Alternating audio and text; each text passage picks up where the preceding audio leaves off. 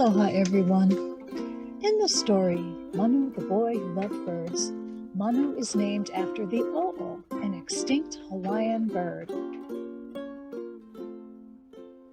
Extinction happens for many reasons.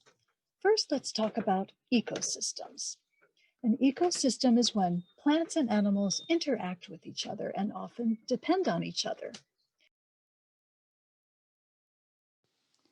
Here's how Manu learns about ecosystems. It was their last morning on Hawai'i Island. Manu's family drove up the slope of Mauna Kea. The mountain wore a little white cap of snow on top. They were going as volunteers to plant koa trees inside a large area that was surrounded by a tall fence. Their project leader explained, "When we protect an area from predators, remove invasive weeds, and restore the native and endemic plants, the Hawaiian plants will grow and thrive. Then the native birds and insects will come." The birds always tell us about our forests. When lots of different birds are living in a forest, we know that forest is healthy. The earth felt cool and damp in Manu's hands. In the distance, he saw a giant old koa tree. Manu looked down at the reaching roots of the tiny sapling he held gently between his fingers. Manu spoke quietly. "Hey, Keiki, little koa baby, someday you'll grow big too." Ecosystems develop over long periods of time. Here's an example of what happens in an ecosystem. A flower's shape changes over thousands of years, and the beaks of birds that love this flower's nectar also change over time. When a bird's beak is close to the same shape as the flower, this bird can reach and eat more nectar than a bird with a different shaped beak. Also, birds pollinate flowers while they eat the nectar, so they help the plant. Both flowers and birds evolved for each other. Here's another example of life in an ecosystem. Seabirds live and eat over the ocean, but have to nest on land.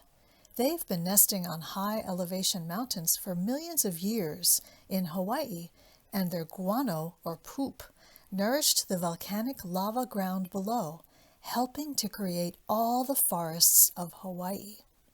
Hawaii provides nesting grounds, and the seabirds provide fertilizer in return. We humans have traveled to every mountaintop in the deepest oceans. We've settled on even the most remote islands.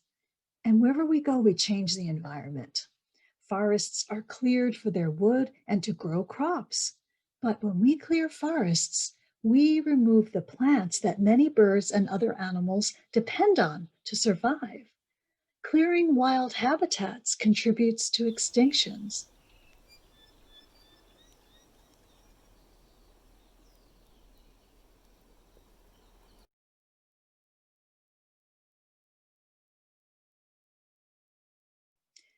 We bring animals with us for food and as pets.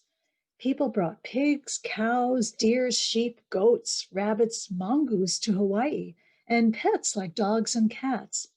When populations grow in native Hawaiian habitats, these introduced animals eat all the native plants and the young saplings, so new forests can't grow, and they kill and eat native birds. It's hard to imagine our pets as wild animals, but feral cats in Hawaii are now causing the extinction of many native birds. Many animals arrived with humans by accident, like rats, mice, mosquitoes. Rats and mice eat native birds and their eggs. Mosquitoes first came to Hawaii in a barrel of water on a ship, and they carry diseases that kill birds. Think of it like COVID-19 is for us. We have no resistance to this virus. Well, there's a kind of malaria that mosquitoes carry, and when they sting the birds, it kills them. So human activity is causing sea levels to rise and the air to get warmer. Most endemic birds in Hawaii only survive at higher elevations where it's too cold for mosquitoes. But as the air gets warmer, mosquitoes go to higher elevations, chasing the birds up the mountains, and soon there won't be anywhere for them to go.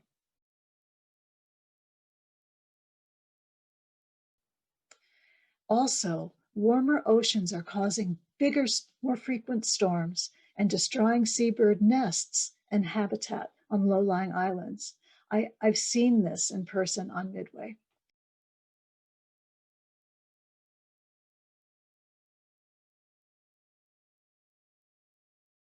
The effects of warming planet are happening all around us, even when we don't see it. This is the thing to remember. When we know how things we do affect the wildlife around us, then we can take action. Every little thing that we do can make a difference. Just remember that. Every little thing makes even a small difference. It's worth doing. So here are some of the ways that we can help make a difference. Learn about native plants in your area. If you have a yard, plant native species. These are the plants that will feed your native birds.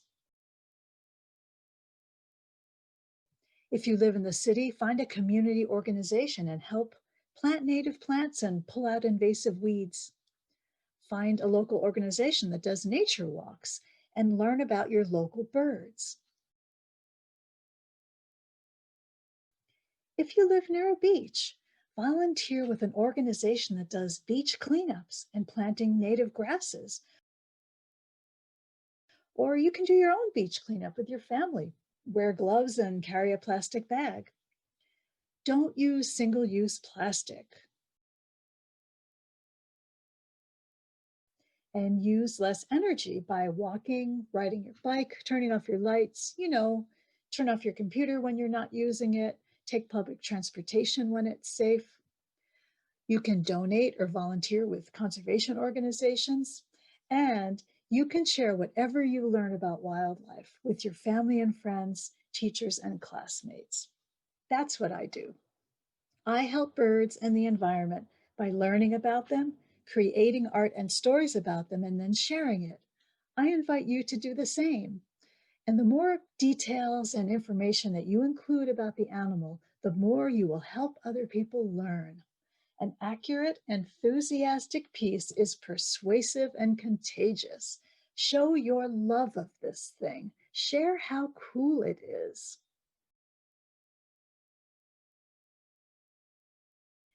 In our last session, we talked about bird identification, learning to see the differences between birds. We had our worksheets for the ID, all the different descriptions of the bird, so that we could learn to recognize them in the field. So we can use this and we can add to it. We can find out more information about these birds. So the kinds of things that would be interesting to add to art would be, how do they find their food? And where do they find their food?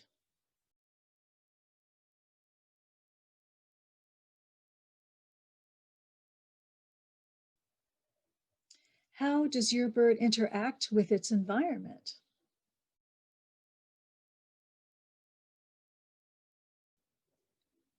And has your bird adapted any interesting tools for eating?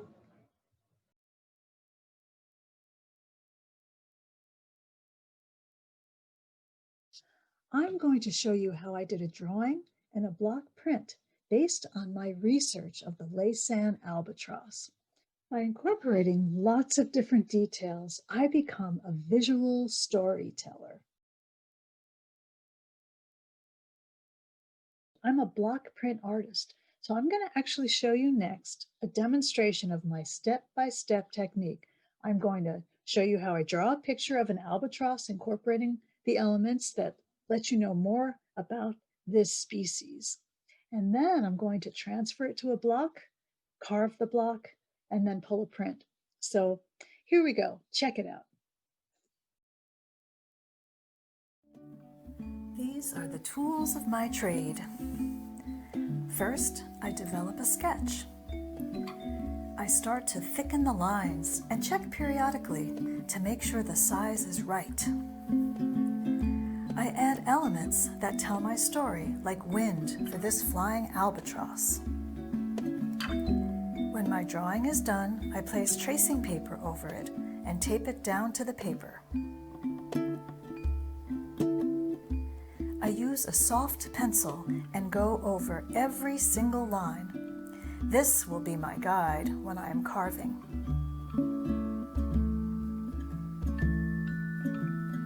Once I've gotten every line, I carefully lift off the tracing paper and place it face down on my block. I use a ballpoint pen to transfer the pencil drawing to the block. Once the transfer is complete, I lift off the tracing paper and now I'm ready to carve. I always turn the block when I carve, so my hand is in a comfortable position and not bent awkwardly. I don't want to cut myself.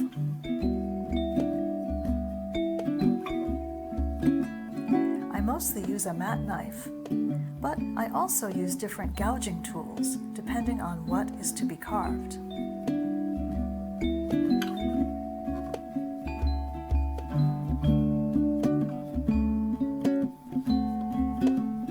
I trim the excess material from the outside of the image area, and I'm ready to pull my first print. I roll my roller carefully into the ink because I don't want too much ink, just enough to cover the roller.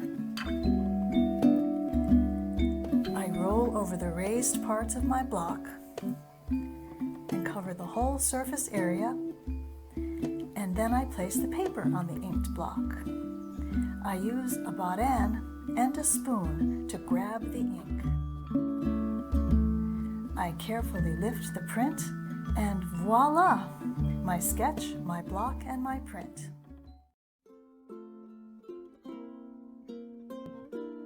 Don't you agree? Aren't albatross cool? By creating this kind of art and sharing it with people, you are helping spread knowledge about this species. You will probably find that people agree your bird is worth helping, and with our help, it can continue to survive. Remember, any little thing you can do for our environment, you are doing for the future of all species. And thank you for that. We can all make a difference.